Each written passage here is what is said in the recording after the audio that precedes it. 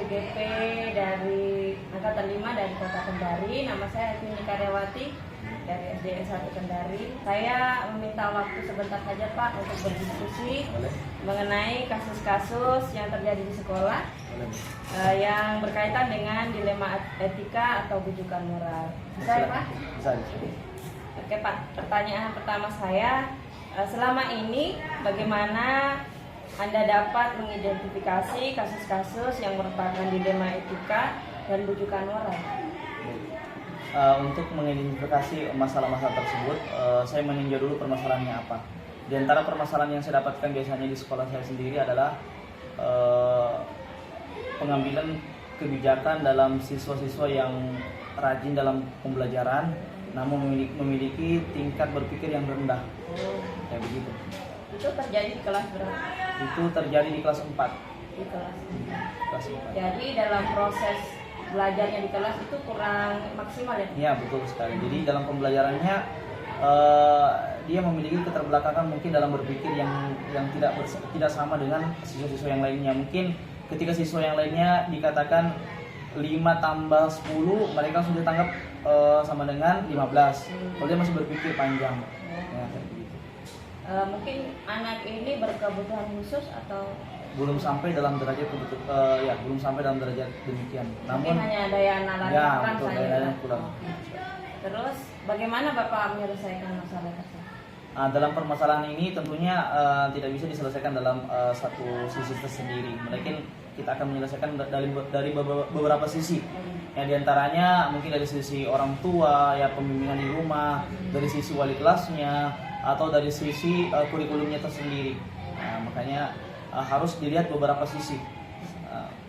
Terus selama ini Pak, bagaimana Anda menjalankan pengambilan keputusan di sekolah Anda? Terutama untuk kasus-kasus yang seperti Bapak maksud tadi, ada kepentingan yang sama-sama benar atau sama-sama mengandung nilai kebajikan. Ya, betul sekali. Cara pengambilan keputusan kami di sini, kita mintai dulu keterangan. Kita mintai keterangan anaknya, penyebabnya apa. Setelah itu kita kuatkan keterangan tersebut dengan mendatangkan kedua orang tuanya atau yang membimbing anak tersebut di rumahnya. Mendatangkan kedua orang tuanya atau mendatangkan keluarganya yang terlibat dalam pembimbingan di sekolah atau di rumah tersebut. Jadi Bapak mendatangkan orang tua dan melibatkan wali kelas. Ya, betul sekali.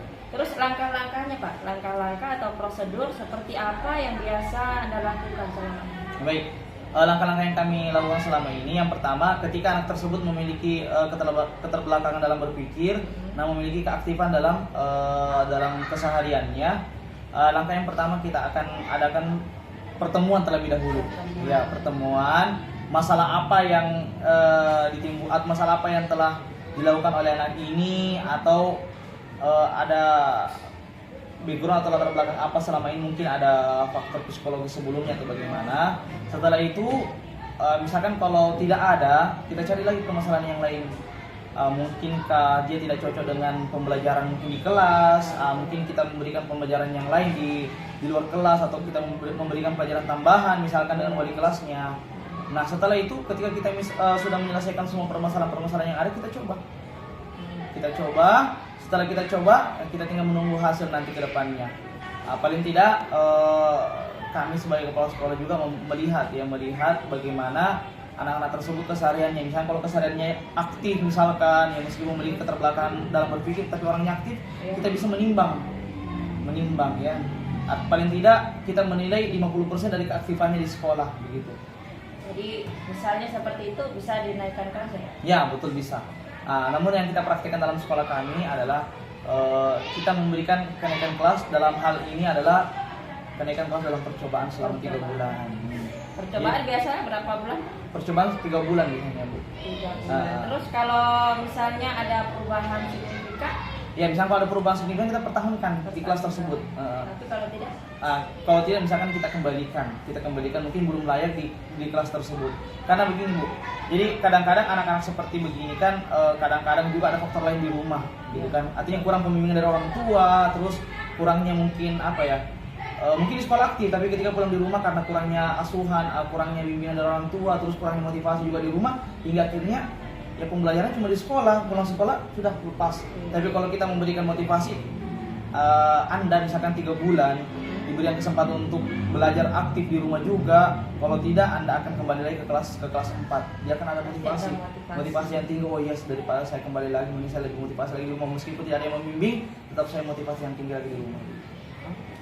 Kemudian Pak, hal-hal apa saja yang selama ini Bapak anggap efektif dalam pengambilan keputusan pada kasus-kasus dilema etika yang Bapak? Iya betul.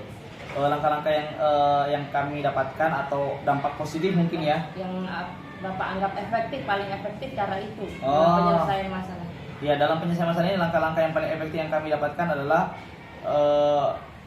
kami mendapatkan tips-tips ya.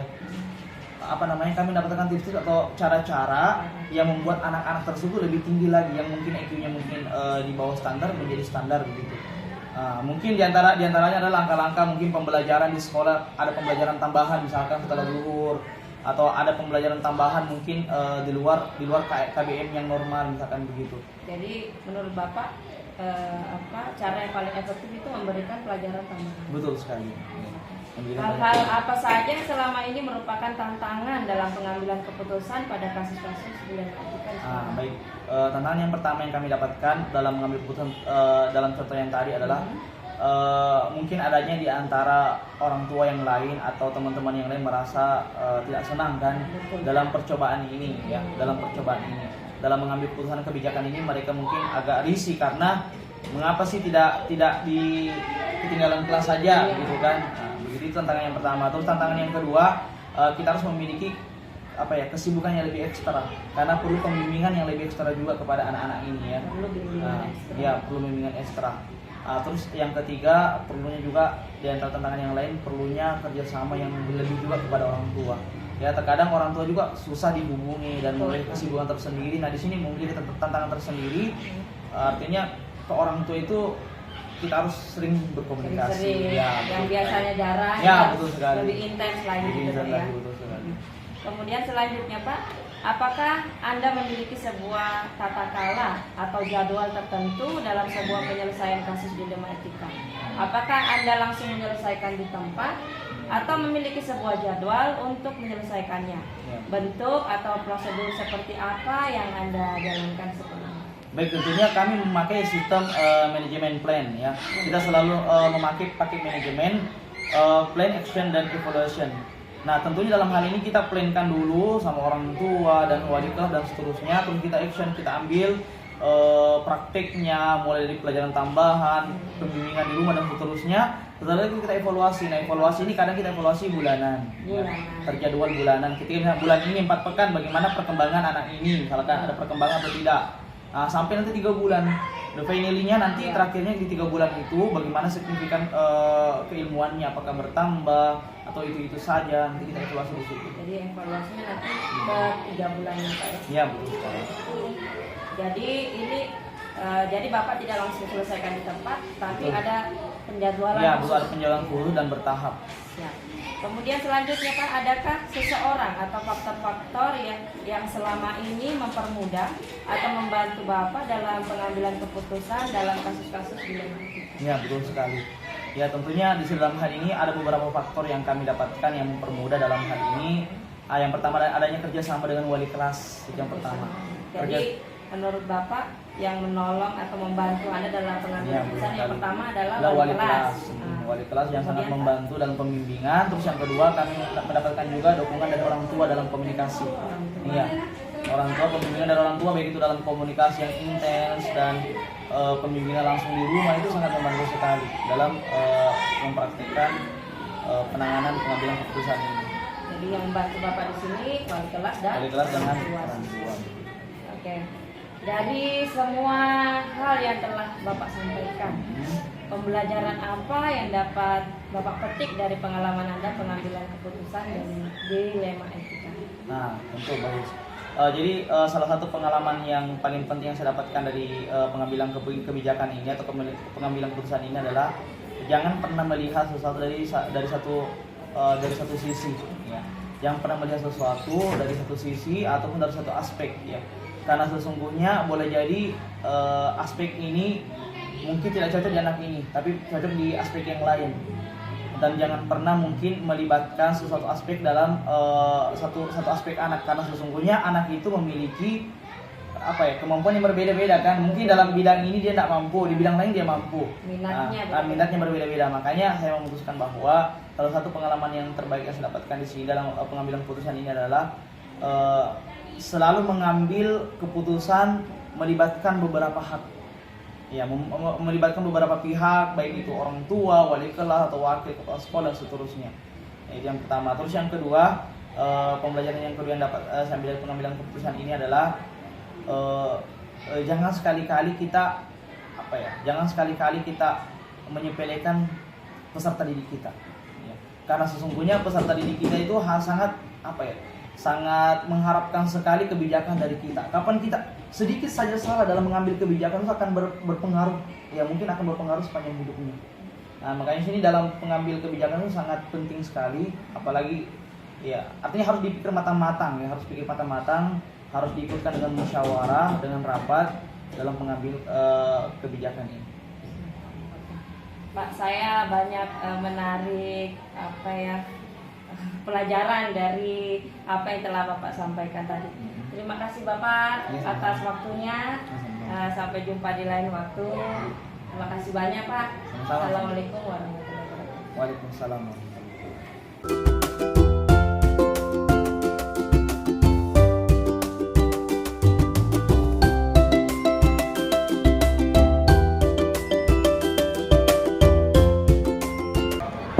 Assalamualaikum warahmatullahi wabarakatuh, KS. Waalaikumsalam warahmatullahi wabarakatuh. Bagaimana kabarnya hari ini, KS? Alhamdulillah sehat luar biasa. Ya, KS, hari ini saya akan mengadakan wawancara mengenai kasus-kasus dilema etika di sekolah dan bagaimana penyelesaiannya. Boleh tidak saya minta waktunya supaya KS bisa berbagi informasi dengan saya mengenai kasus-kasus yang terjadi di sekolah? Oh, boleh.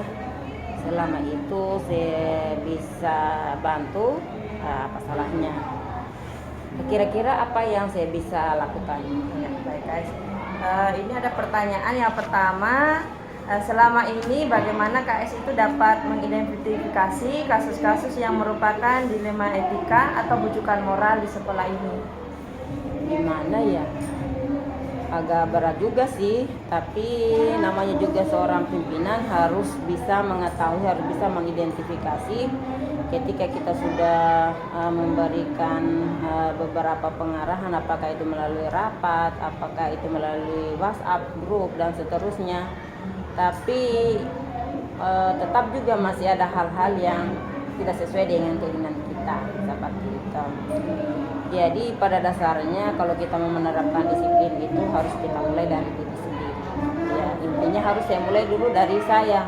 Bagaimana saya mengidentifikasi bahwa ini dia terlambat, ini tidak. Kalau saya tidak duluan sampai di sekolah. Ya, betul. Jadi pagi-pagi saya datang itu paling lama 6.45 saya sudah jam 6.45 itu sudah ada di sekolah. Iya, kalau saya tidak lakukan hal seperti itu, saya tidak bisa tahu bagaimana murid-murid saya, bagaimana guru-guru saya.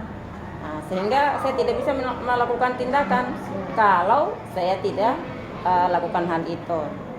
Kemudian setelah saya lakukan seperti itu beberapa 1 hari, 2 hari, 3 hari, 1 minggu, 2 minggu, 3 minggu, 2 bulan, 3 bulan, maka saya sudah bisa menemukan informasi, sehingga saya bisa identifikasi.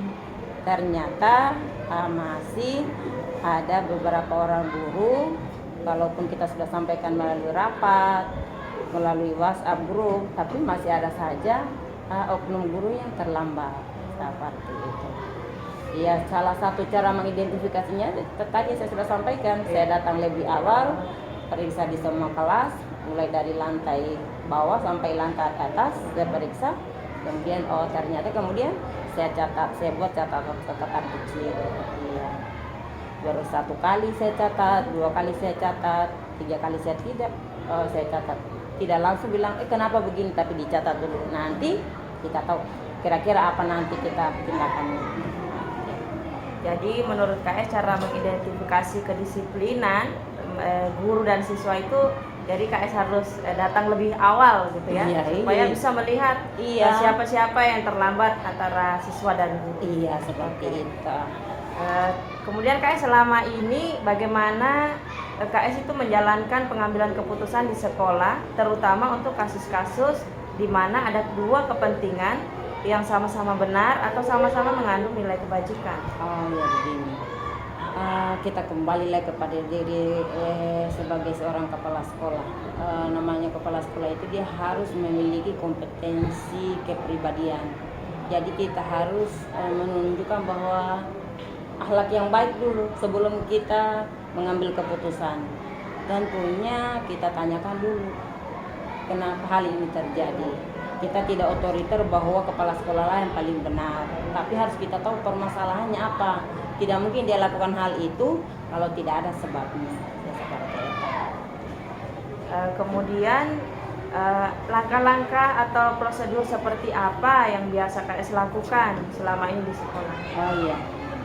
Seperti yang saya sampaikan tadi bahwa namanya juga kita sebagai seorang kepala sekolah tidak bisa langsung kita menjudge bahwa kamu salah. Kenapa kamu terlambat? Kenapa kamu tidak melaksanakan tugas? Sebelum kita tahu permasalahannya, kita panggil dulu. Ya, dari catatan kecil tadi, hari pertama, kedua, ketiga, minggu pertama, minggu ketiga, bulan pertama dan seterusnya, maka kita mengambil langkah. Ya, pertama kita minta tolong sama teman guru untuk memanggil salah satu guru yang datanya tadi sempat terlambat. Setelah kita panggil masuk di kantor, kita membangun komunikasi. Ya, membangun komunikasi. Kenapa harus kita membangun komunikasi? Kalau kita panggil langsung pas masuk di kantor langsung kita marah, semuanya buyar. Tidak bisa kita menyelesaikan masalah. Tapi kita tanyakan penyebabnya. Setelah kita tahu, kita tanyakan. Hari pertama kita panggil, ternyata permasalahan seperti itu juga. Kemudian minggu ketiga lagi kita panggil, ternyata permasalahan yang sama seperti itu. Dia antara tugas sebagai seorang anak, kemudian tugas juga sebagai seorang guru. Tugas sebagai kewajibannya sebagai seorang anak harus mengabdi sama orang tuanya. Kemudian juga tugasnya sebagai seorang guru, bagaimana dia bisa menyelesaikan tugasnya sebagai seorang guru yang profesional. Seperti itu. Jadi permasalahan dari salah satu guru tadi itu kenapa guys? Misalnya kenapa orang tuanya itu? Oh iya, setelah saya panggil kemudian menyampaikan bahwa dia punya tanggung jawab, orang tuanya itu sakit, dia stroke, dia sudah tidak bisa apa-apa lagi. Kemudian memang banyak saudaranya, tapi saudaranya sudah pada menikah semua dan sudah pisah rumah. Sehingga guru ini dia otomatis harus dia rawat orang tuanya. Jadi hanya berdua saja. Orang tuanya sudah tidak bisa bikin apa-apa. Pokoknya mau kemana-mana, mau ke kamar mandi, mau makan, mau apa harus disuap dan seterusnya. Iya, itu tantangannya. Sehingga dia menyampaikan seperti itu dan bahkan sampai dia menangis. Lantaran dia menyampaikan juga, kecuali saya mau ke sekolah aktif itu kecuali sudah tidak ada orang tua saya. Jadi ketika dia sudah menyampaikan seperti itu, kita namanya juga dilema juga ya. Iya, dilema juga, kasihan. Ya. Seperti itu. Tapi yang namanya juga tanggung jawab, namanya juga tugas, ya harus dia selesaikan. Kemudian saya memberikan solusi kalau bisa. Ada salah satu guru pendamping untuk dia. Ketika pemainnya memang betul-betul dia tidak bisa tinggalkan pada hari itu, maka saya bilang cari guru pengganti supaya kelas itu terisi. Karena kalau kelas itu tidak terisi, kita khawatir anak-anak, namanya anak kecil, anak SD, dia itu lari sana, lari sini dan seterusnya, kita tidak tahu. Apalagi lantai 2, kalau dia ceburkan dirinya ke bawah, kembalinya ke kita semua, terutama kepada kepala sekolah seperti itu. Jadi dengan saya memberikan solusi seperti itu, dia sudah menyampaikan permasalahannya, kemudian saya memberikan solusi, kemudian kami komitmen seperti itu. Komitmennya mudah-mudahan dari apa yang disampaikan saya maklumi dia juga maklumi saya, karena juga saya harus menjalankan tugas kewajiban saya sebagai seorang kepala sekolah.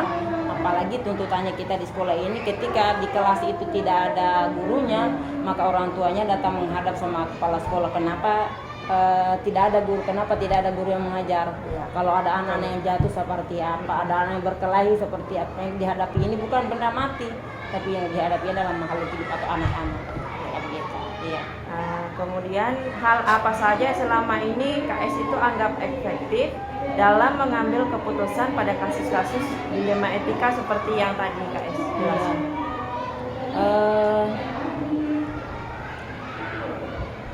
Efektifnya itu dianggap efektif ketika kita sudah mengambil tindakan itu bernilai, punya nilai manfaat.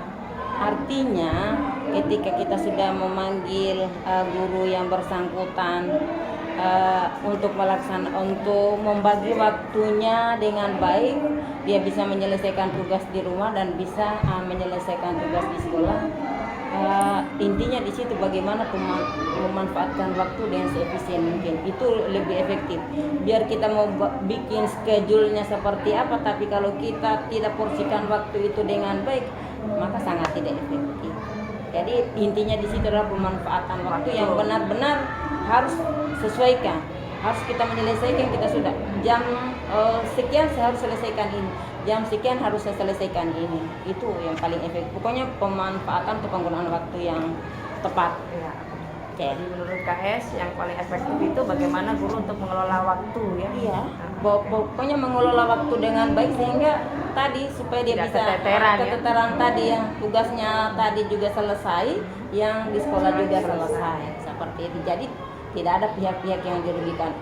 Kewajiban sebagai anak terselesaikan, kewajiban juga sebagai seorang guru terselesaikan.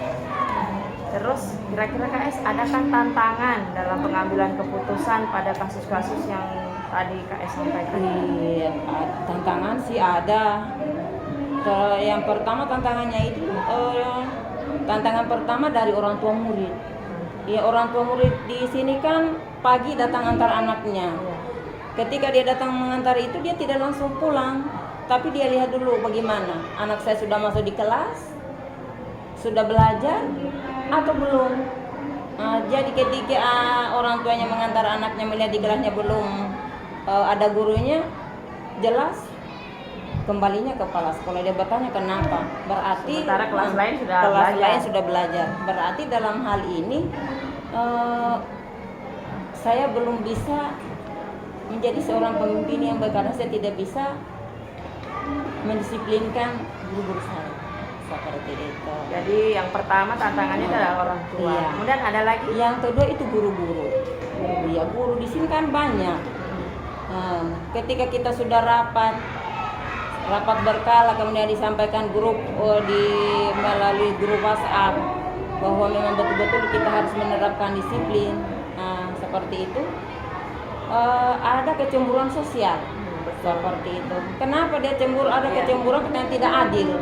Mereka datangnya sudah tepat waktu, mengajarnya tepat waktu, tapi masih ada juga satu guru atau dua guru yang tidak menerapkan disiplin itu, sehingga tapi tetap dimaklumi terus. Ya. Tapi itulah namanya juga. Ketika kita tidak maklumi, kasihan juga. Tetapi ketika maklumi, masih ada juga guru-guru lain yang merasakan tidak ada keadilan. Iya. Ya. Kemudian apakah KS itu memiliki sebuah tata kala atau jadwal tertentu dalam sebuah penyelesaian kasus dilema etika? Apakah ada langsung menyelesaikan di tempat atau memiliki sebuah jadwal untuk menyelesaikannya? Bentuk atau prosedur seperti apa yang biasa KS lakukan? Iya, terima kasih. Pertanyaannya ini luar biasa. Kalau kita berbicara tata kelola itu ya harus ada, tapi ketika kita melihat permasalahan itu yang sifatnya biasa-biasa saja, kita selesaikan di tempat, ya. Tetapi ketika kita melihat permasalahan itu sudah berulang-ulang, maka kita harus buat jadwal atau schedule, bahwa mengingat juga kepala sekolah itu banyak melaksanakan rapat di mana. Jadi kalau sifatnya sudah sangat sudah berulang kali disampaikan tapi terulang terus, maka kita buatkan jadwal supaya di dalam kita menyelesaikan masalah itu terpola seperti itu. Jadi kalau menurut KS, kalau masalahnya ringan itu diselesaikan Ya, di tempat, tetapi kalau misalnya agak berat Iya. itu diselesaikan secara berkala. Secara berkala umpamanya Jadwal. terjadwal, begitu dijadwalkan supaya dijadwalkan kemudian di satu tempat sehingga pada saat dia menyampaikan sesuatu itu dia tidak ada beban mental itu seperti itu. Kemudian adakah seseorang atau faktor-faktor yang selama ini mempermudah atau membantu kepala sekolah dalam pengambilan keputusan untuk kasus-kasus dilema etika? Ya ada pakai kepala sekolah, Oke. ada guru-guru. Saya kalau di sekolah SD itu tidak ada namanya pembantu kepala sekolah, tapi kalau saya guru-guru yang dianggap mampu untuk menggerakkan warga sekolah di situ, apakah itu peserta didik atau guru, maka saya rangkul mereka karena tidak mungkin saya bisa kerja sendiri. Nah, kalau kita melibatkan banyak orang, kemudian dari melibatkan banyak orang itu kita kumpulkan informasinya, maka tidak informasi itu berkembang. Tapi kalau hanya satu orang kita ambil, ini itu belum bisa kita menyelesaikan masalah. Dari beberapa masalah itu kita tanyakan apa memang betul seperti ini, maka kita bisa carikan solusinya seperti apa. Jadi dalam hal ini KS tidak bisa memutuskan sendiri ya, harus tidak. membutuhkan bantuan orang Iya, lain. membutuhkan bantuan. Sepintar apapun kita kalau kita langsung putuskan sendiri itu namanya otoriter. Iya.